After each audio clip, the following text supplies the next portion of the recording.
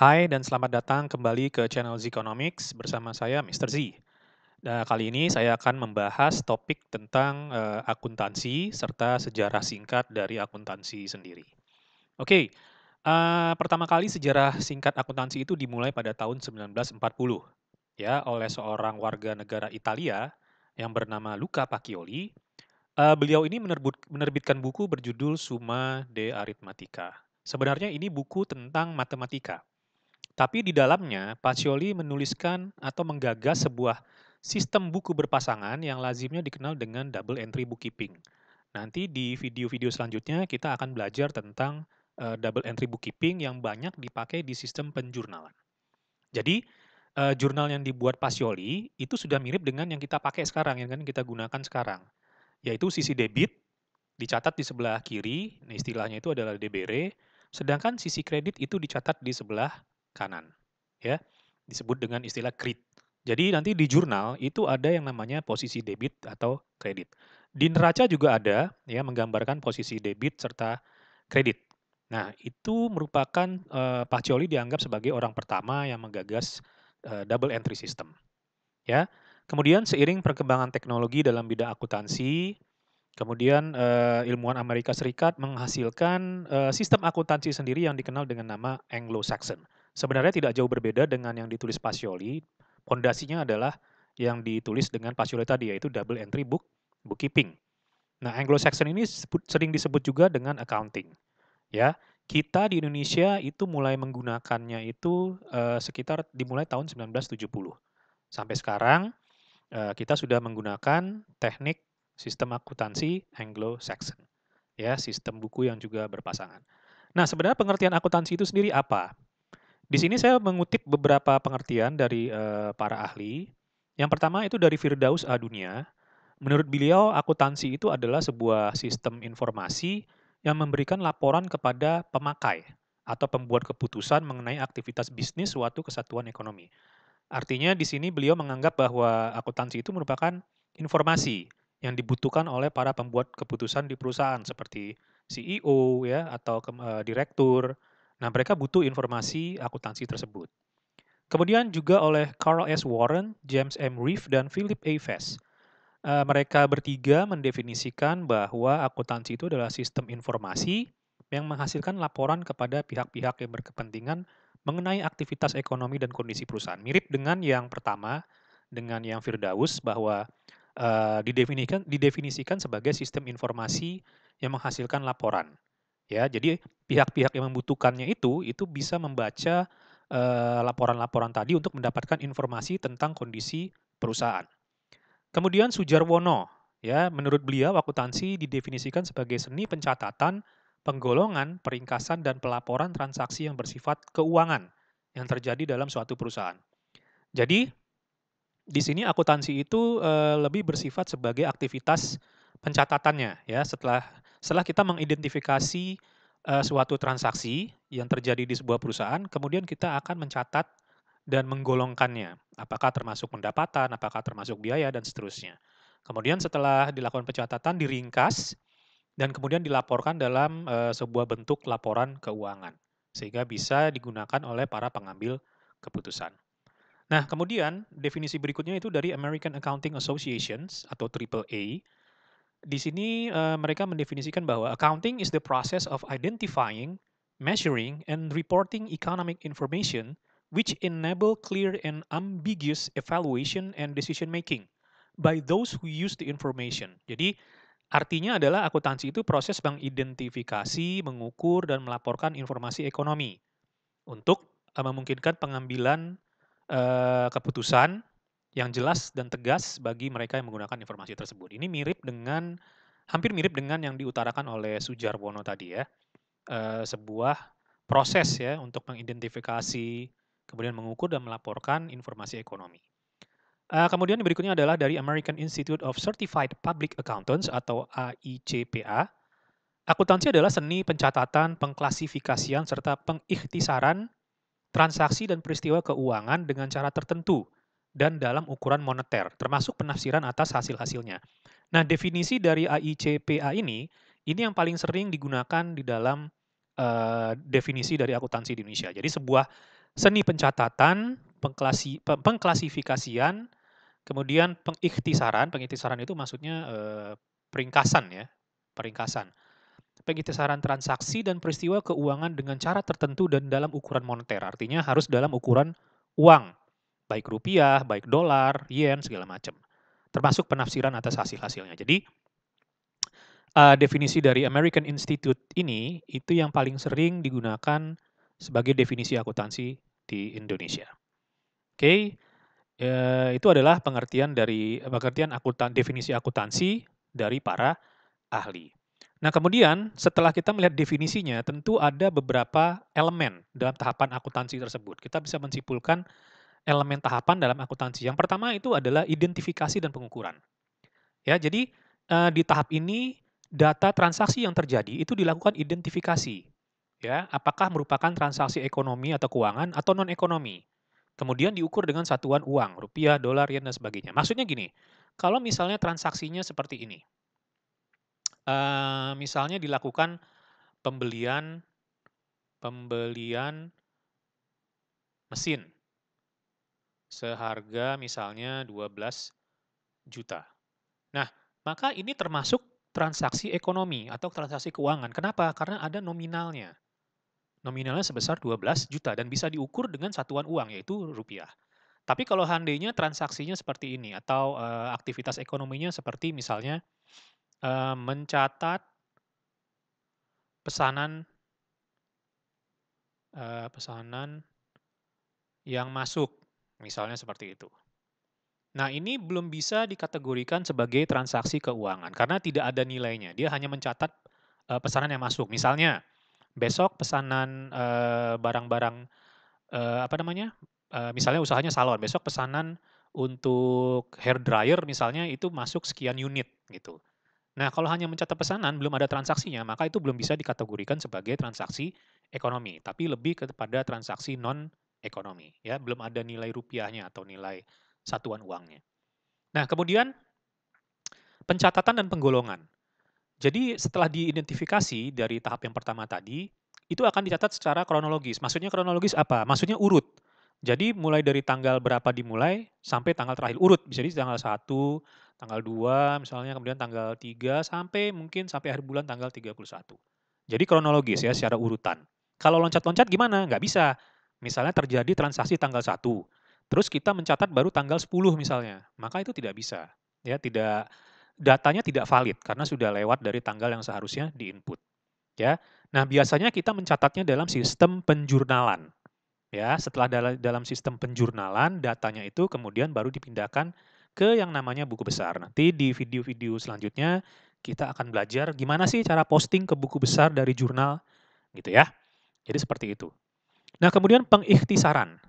Jadi setelah dari buku besar, masuk ke buku besar itu merupakan gambaran saldo atau apa ya, saldo itu bahasa gampangnya merupakan, balance atau, sisa uang yang ada dari masing-masing account, jumlah uang yang ada dari masing-masing account atau akun, ya. Jadi akun itu kan macam-macam, ada akun, kas misalnya, ada akun piutang, ada akun misalnya mesin, kemudian mobil, dan lain-lain. Nah, akun-akun tadi itu mencatat nilai dari masing-masing transaksi yang terjadi yang berhubungan dengan akun tersebut. Jadi misalnya akun yang berhubungan dengan kas, maka yang ada dalam akun kas itu hanya yang berhubungan dengan kas. Nanti di akhir periode itu akan dapat saldo kasnya berapa. Misalnya saldo kasnya 10 juta setelah melalui berbagai transaksi didapat hasil akhir saldo kas 10 juta. Piutang berapa saldonya? Misalnya saldonya 5 juta. Mesin saldonya misalnya 20 juta. Mobil juga saldonya misalnya 20 juta. Nah, itu kita dapat dari masing-masing transaksi yang kemudian diposting ke masing-masing akun tersebut. Nah, dari buku besar dalam saldo masing-masing account atau akun, itu kemudian disusun ke dalam neraca saldo atau neraca sisa. Ya, itu merupakan sebuah apa ya? Sebuah alat untuk mengukur apakah hasil yang kita input ini sudah balance atau belum ya. Jadi intinya di accounting itu ada yang namanya harus seimbang ya. Jadi dia harus seimbang antara sisi debit serta sisi kredit. Nah, nanti setelah dari situ, jika ada misalnya transaksi lagi yang terjadi setelah kita selesai menyusun, buku besar dan neraca sisa, seandainya masih terjadi transaksi lagi, maka kita harus buat yang namanya jurnal penyesuaian, ya. Artinya kita harus update saldo dari masing-masing account atau akun. Tadi akunnya kas misalnya 10 juta. Setelah kita bikin akun ini ternyata ada lagi transaksi yang terjadi. Nah, maka kita harus update akun kas itu.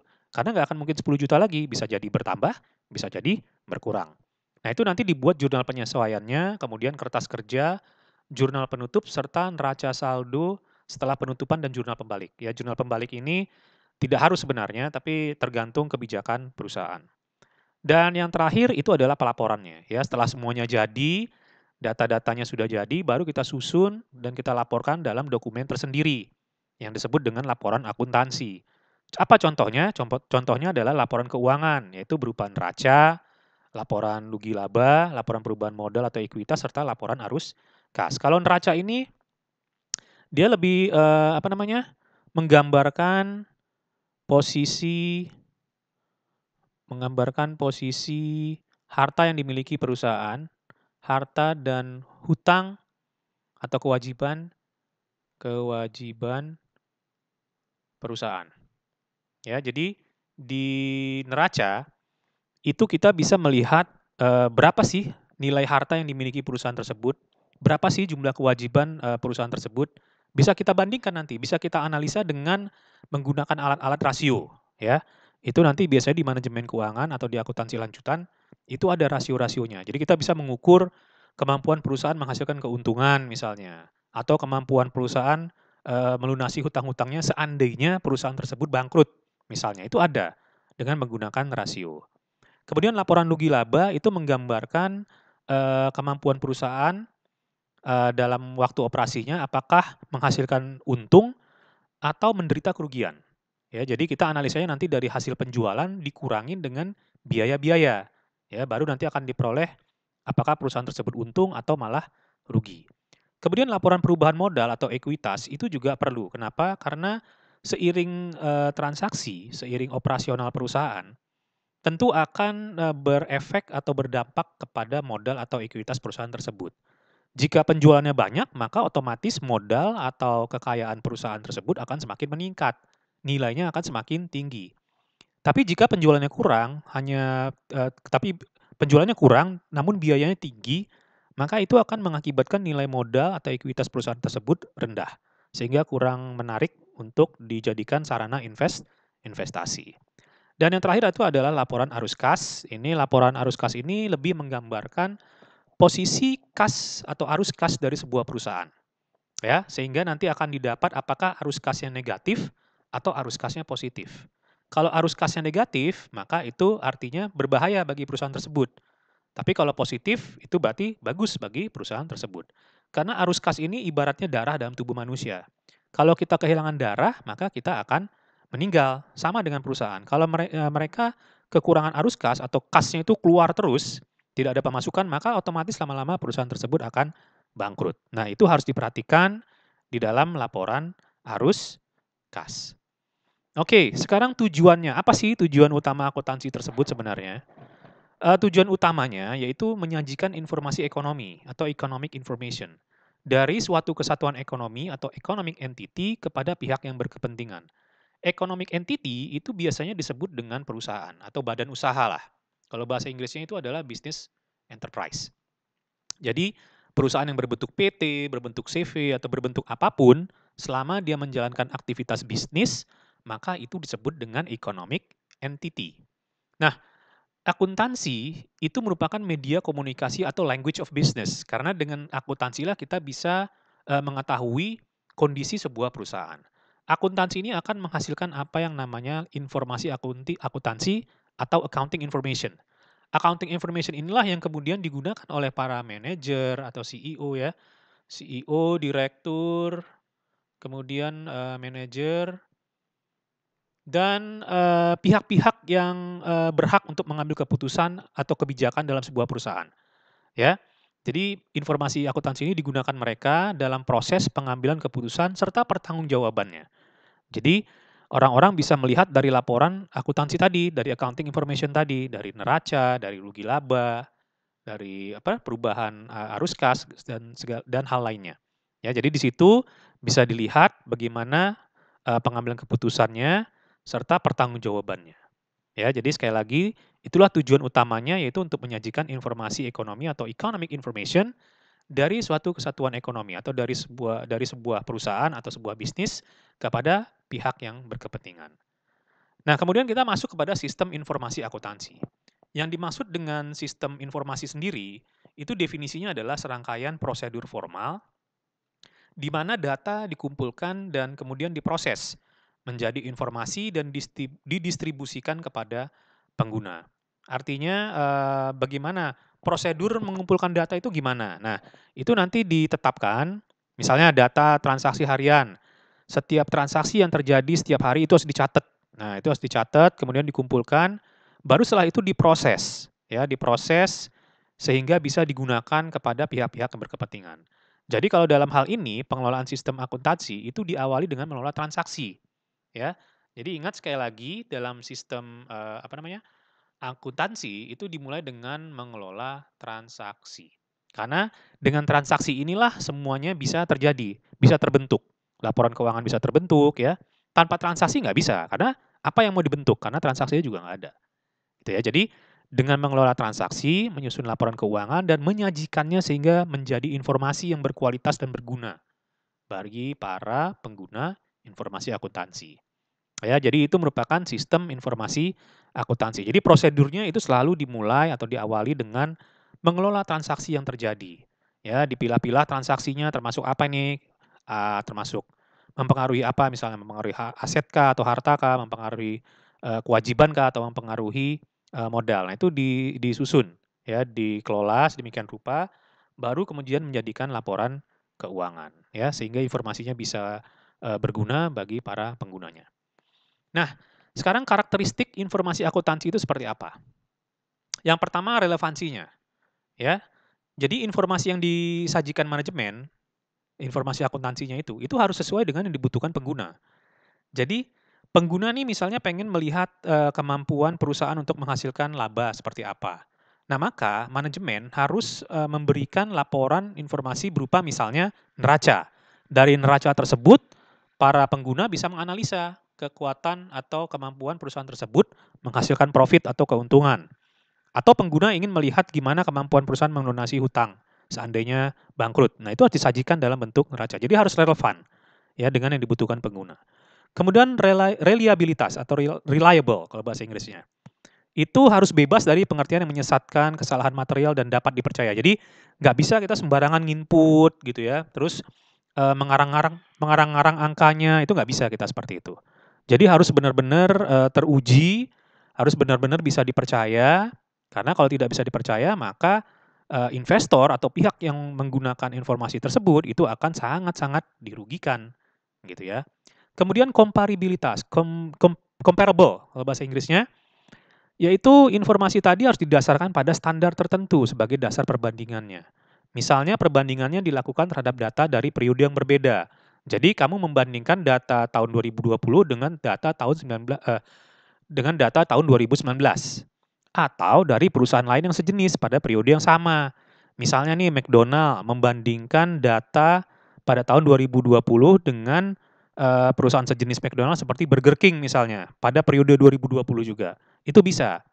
Tapi kalau McDonald membandingkan misalnya laporan keuangannya di periode 2020 kemudian dibandingkan dengan perusahaan Apple misalnya pada periode yang sama 2020, maka itu nggak bisa. Kenapa? Karena tidak sejenis.